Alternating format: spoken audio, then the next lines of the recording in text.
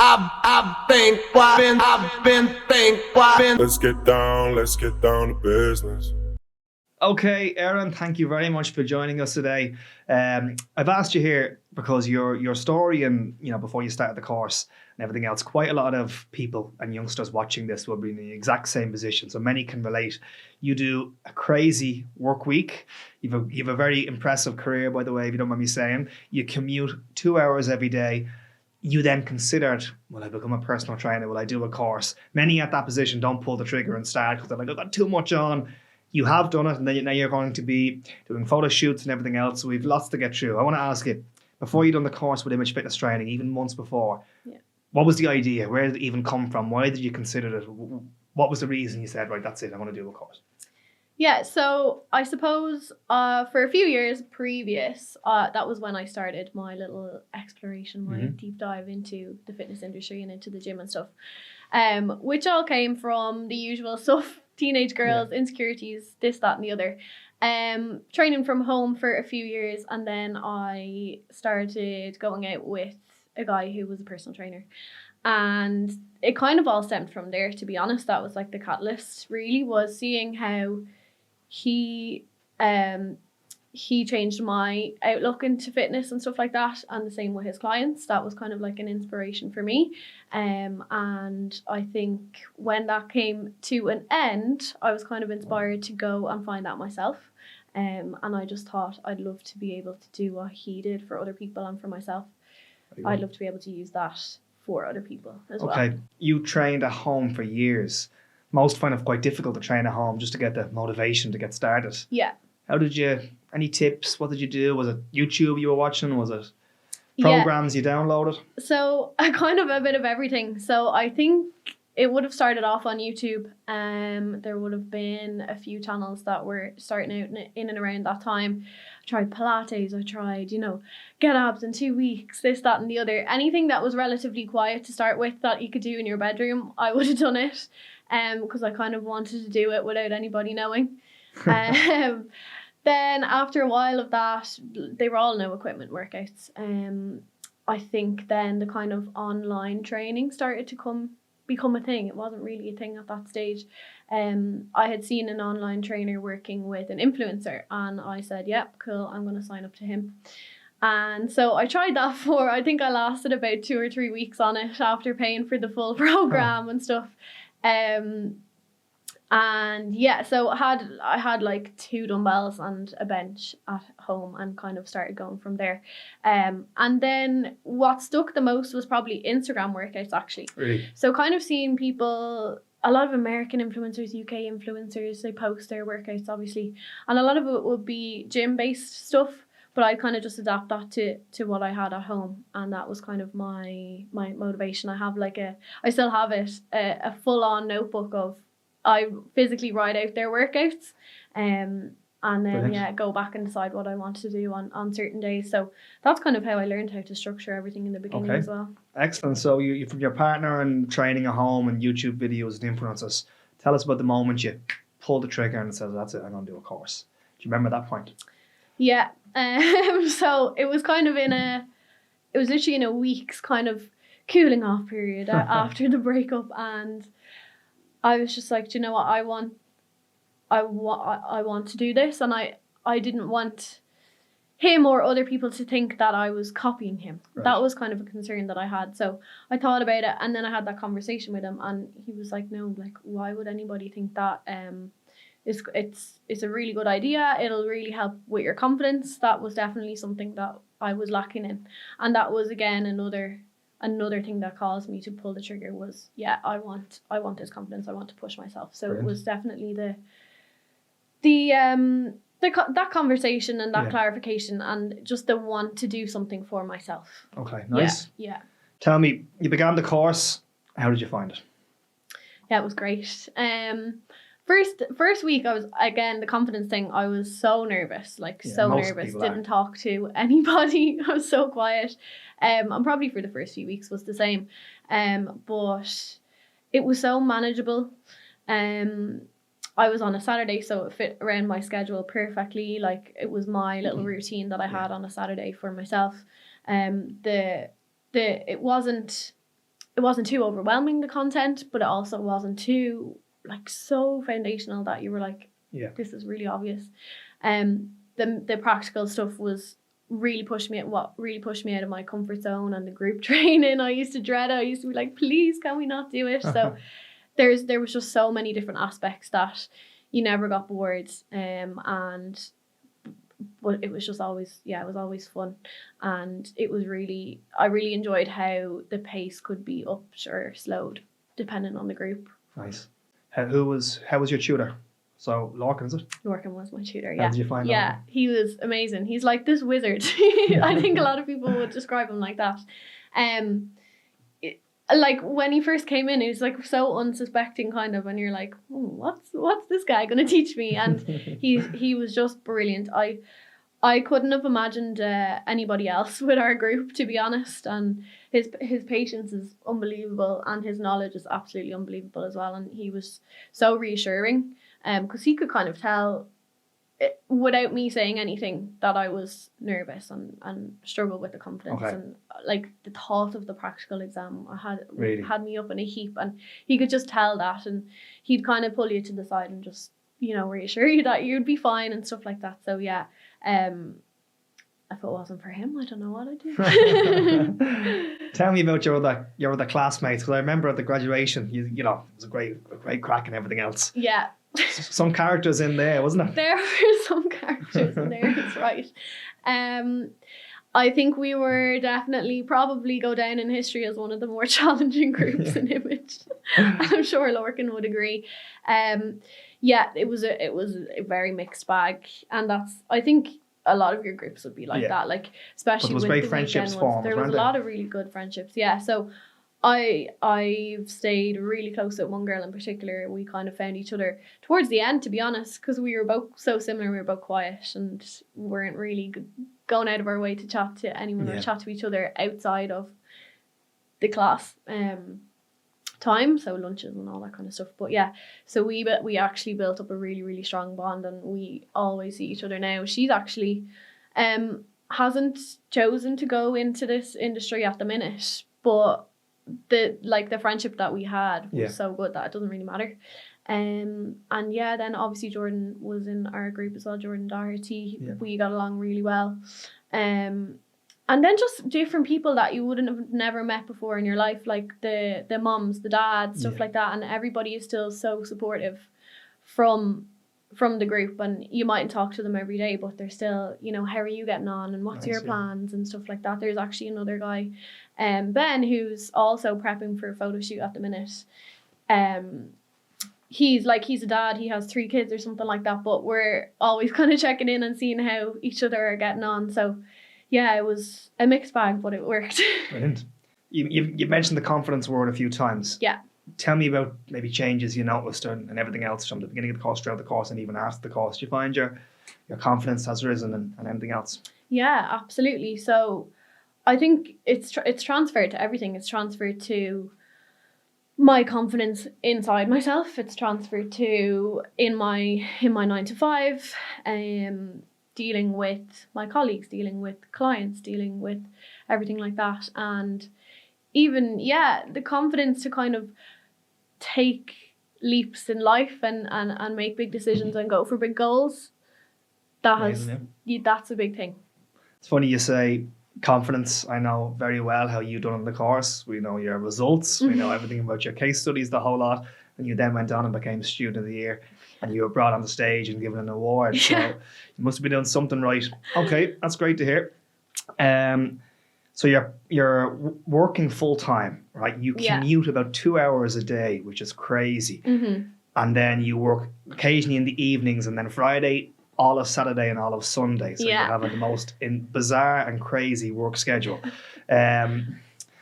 Many people get put off starting the course because they think, as I work, I just don't know if I'll be able to fit it all in and handle the whole thing. Yeah. You mentioned that it's manageable, so it is. You would advise people that take the leap. You can do it because it's not so extreme. Absolutely. Yeah. That's the benefit of the way that it's done, is you can find that time that works for you. If it's not weekends, it's the evenings, which I know is really handy as well for people who work. the intensive courses, like there's so many different options, obviously, just from looking at the different options. Yeah. But the workload, yeah, it's definitely manageable. It's something you are going to have to make priorities in when it comes down to the crunch time in terms of exams and stuff like that, and just prioritize your time and see where you can make those changes for a while. But for the most part, when you're going through the motions week by week, the stuff online you can bash out in your own time. It's all about just getting a routine in place and just being strict with your evenings and your free time when you can. It's 100% manageable. I didn't feel like I was, what's the word, drowning at all. Okay, brilliant. But it is about how badly do you want it, like anything else really. I missed out on my work summer party, but that didn't, it doesn't faze me. Yeah. It doesn't faze you if this is what you want to do, How do you find doing 2 jobs at the moment and that crazy schedule? It's... Because you do love the fitness side of it, so that probably often doesn't feel like a job, really. No, it doesn't at all. To be honest, it's terrible. I spend my week counting down until I can go back down to the gym and see my clients and see everyone in the gym. But yeah, it's tough. It is tough, I will say that.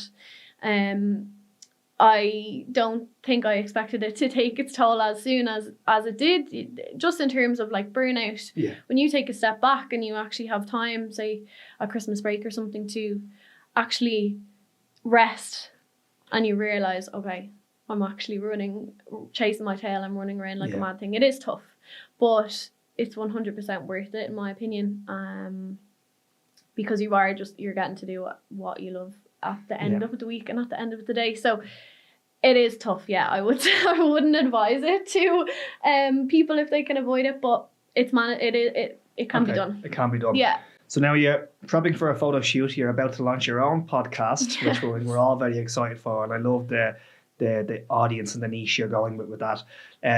Talk to us about the benefits of someone planning their own photo shoot, and maybe creating a program and a nutrition plan and everything else. What was the reason you decided to do that?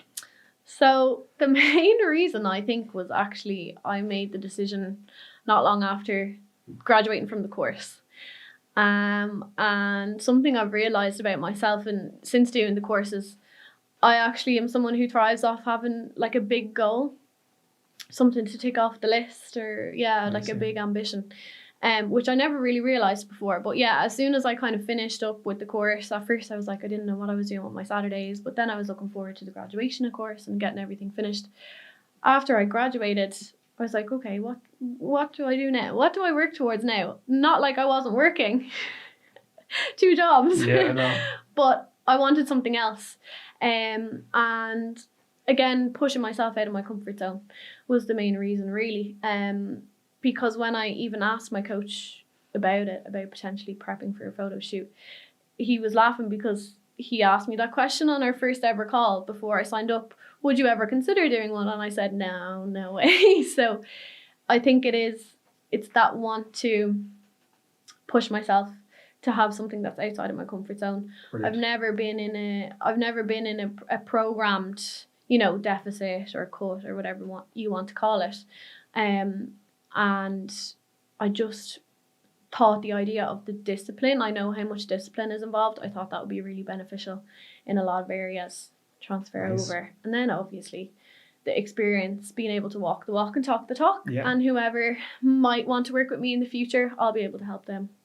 Do you see yourself potentially working with others who want to go down a photo shoot road and that type of thing? Yeah, absolutely. I think it will be a lot further down the line now. It's my first few months in the industry, so but that would be the long-term goal. Absolutely. Yeah, I'd love to even encouraging more Gen Pop people. Like, you don't have to be and this is what I'm taking into my own prep as well, is I don't want to be this unattainable figure or goal body. Like, I don't want to look Photoshop type.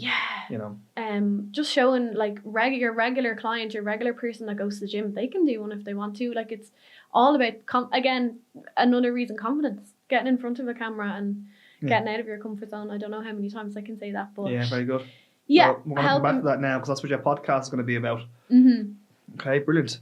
Right, tell me, so you have classes, clients, the whole lot. What is it that you love about the fitness, like your job now in the fitness industry? I think one of the things I love the most, which I wasn't expecting, is the really simple things that you can tell people that resonate with them and that they're so shocked about. Like the little conversations that you can have when you're in a one-to-one session with a client about their nutrition and things that they've learned over the years, if they've been involved in certain diets or certain clubs and stuff like that, and you can physically see their faces. They're like so shocked and so mind blown. Those little things that they seem like common knowledge to us in the industry that aren't common knowledge to a lot of people because of certain diets or certain ways of how they've been taught to think about food or exercise. It's the really, really little facts that you mightn't even learn from a book. Yeah. That kind of come by extension. Seeing it click with people, I really, really enjoy that. And as I say, it doesn't have to be as a result of all the programming you've done or all their, nutritional work that you've done. It's just that little thing that you say and that clicks. Yeah. Yeah, very nice. What do you prefer, the kind of PT or classes type of thing? I'm definitely a PT person. Really? Yeah. But I'm getting there with the classes. It's taken me a while. I do just one class a week at the minute. But more and more I've gotten into the swing of things, found my voice, found my style of teaching as well. But I think a one-to-one person at heart. Yeah. Okay. Very good. Any advice you'd give to someone who can't pull the trigger and start the course? They may even think, I'm not able for the course, or I mightn't be able for the fitness industry. Mm-hmm. Any general advice you could share? Definitely. Just fake it till you make it, I think. Pretend like you have that confidence and that you're ready, and just go from there. Because you're just going to keep putting it on the long finger. Then the only thing you can do is just bite the bullet and do it, and you'll be so surprised at what you're capable of in any area, in the course, in your career after you graduate, in your sessions daily. Like you are so much more capable than you think inside your head. Yeah, couldn't agree more. And often when they start here, they realise that everyone else in the class is feeling the same way. Yeah. Head down when they come up those stairs. Okay, how did you find your graduation party?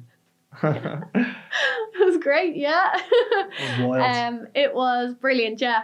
We didn't really know what to expect, but it was great fun. It was lovely to meet people from the other courses as well, and just to see all the tutors yourselves out in a different environment. So, it was really, really nice. I was definitely struggling the next day in the gym, but it was definitely worth it. Yeah, very good.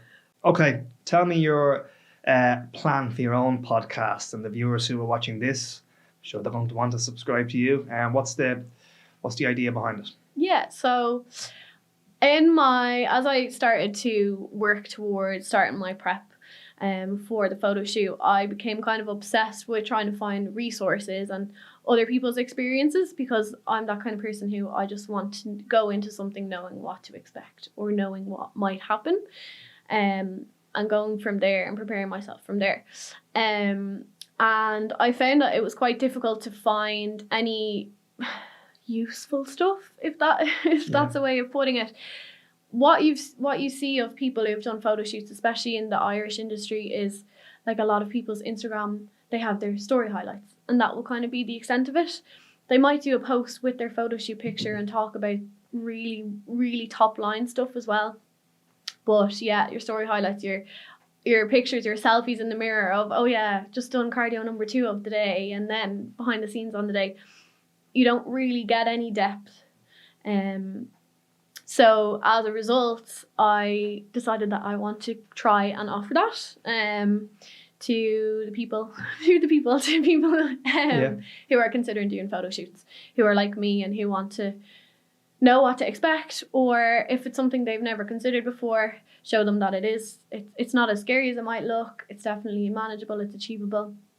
And just getting as many different perspectives and insights on the experience as possible. Brilliant. So from people who have done it and that type of thing. Yeah, absolutely. People who have done photo shoots, people who have coached clients to do photo shoots, people who are really experienced, coaches who are starting out helping people for photo shoots, photographers as well.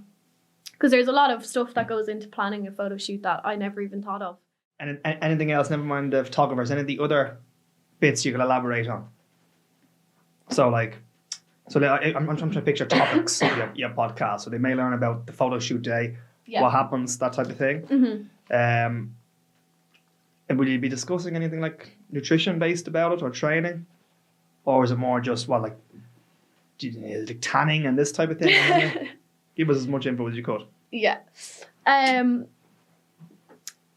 So, the thought would be getting loads of different perspectives on loads of different sides of the photo shoot experience. So, as I say, from the photographers, from the tanning to the location to the timing of your shoot, to all the little things like that. What kind of shots you actually want to get. Yeah. You need to go in with a thought in your head to make sure that it's actually you. I'm from the people I know that own gyms. I'm finding that there's more and more people who are insecure to go to a busy commercial gym, and they much rather train from home or train one-to-one with someone privately and that type of thing. And I think it's probably primarily female, but I'm not sure. The thoughts of going to a Main Street packed Dublin gym on a Monday night is not happening. I'm quite interested because you trained at home for 2 years or 1 year consistently, and you stuck with it. Mm-hmm. Anything else you can share or advise as someone to follow online, or any kind of basic programming, or it's all bodyweight exercises you were doing? But for someone watching this now, they can think, I can do what Erin did and I can start training at home properly. Yeah. Did you have your own certain room for it? Was it in your bedroom? Talk about how it worked. Yeah, so to begin with, it was all in my bedroom. As I said, I had a couple of pairs of dumbbells, so I'd bring them up into my room and squat away and do whatever away, shoulder press and this, that, and the other. It's building familiarity with basic moves at the start is going to really help you. And that's once you build a familiarity with something, you're going to obviously build confidence in it.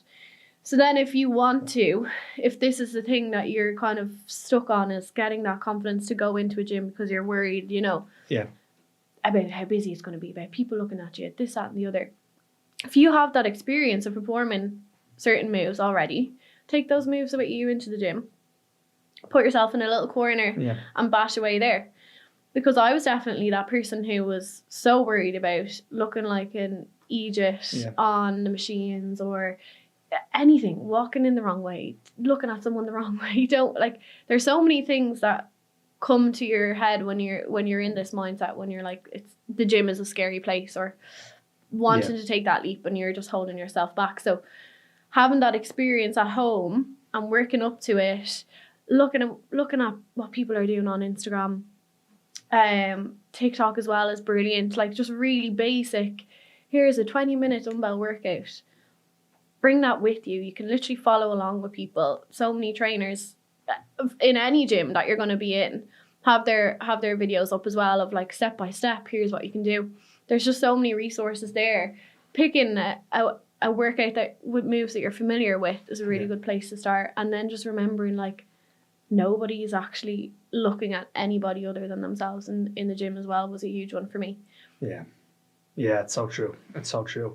Okay, very good. So the whole familiarity and the experience of training at home and getting some progression, feeling and seeing some results, that may take someone up to then potentially setting foot in the gym. And probably when they do, it's not as petrifying as they thought. No, and that'd be fair. And there's obviously merit then in hiring a personal trainer.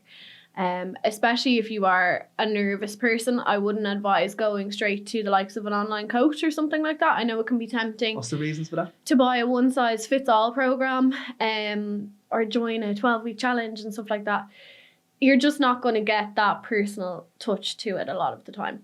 And hiring a personal trainer that works in that gym that you are in means that you're going to get that helping hand in that specific setup, in those specific machines, exactly how things are laid out. If it's 6 o'clock on a Monday evening and you can't actually get to this machine that's in your program, here's what you can actually do instead in this setup. So that would be where your one-to-one would be so valuable, is for people who are really nervous, definitely. Yeah, brilliant. Okay, Erin, listen, that's been amazing. Thank you for everything you've gone through. Thank you for being here. keep an eye out. Erin's podcast will be launching now in a number of weeks. Yes. And we're all quite excited for to hear an image because I can just see people viewing it going, right, I haven't even began yet, but at least find my feet and start training for a couple of weeks. That could be my next step. And I've got Erin's podcast to learn everything about the whole setting your photo shoot date and starting and going down that path and having that as a goal. Yeah. So that should be so useful. Thank you very much for joining us today. Thank you Pleasure, so Erin. much. Thank you. You're very good.